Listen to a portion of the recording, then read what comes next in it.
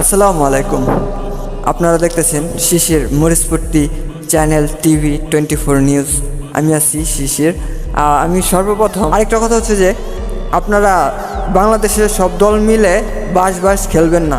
এই বাঁশ খেলতে গিয়ে আমাদের বাংলাদেশের যে উন্নয়ন জিনিসগুলো আছে এগুলা কিন্তু কখনোই উন্নত বা উন্নয়ন হয় না, যার কারণে আমরা বাংলাদেশ এখনো পর্যন্ত পৃথিবীর লাস্ট দেশের মধ্যে আছি। যতই আপনারা বলেন, আমি মনে করি যে বাংলাদেশে যে কয়টা দল আছে সবাইকে মিলেমিশে ঐক্যবদ্ধ হয়ে কাজ করতে, কারণ বাংলাদেশ উন্নয়ন হবে সব দল কাঁধে কাঁধ মিলে যদি কাজ করে।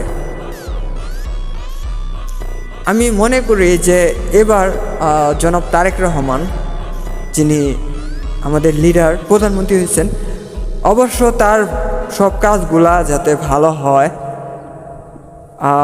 সারা এই 5 বছর যাতে উন্নয়ন করে এবং পরবর্তীতে যে যত জনগণ আছে তাদের মন জয় করতে পারে সেভাবে কাজ করা তার জন্য ভালো হবে আমি মনে করি।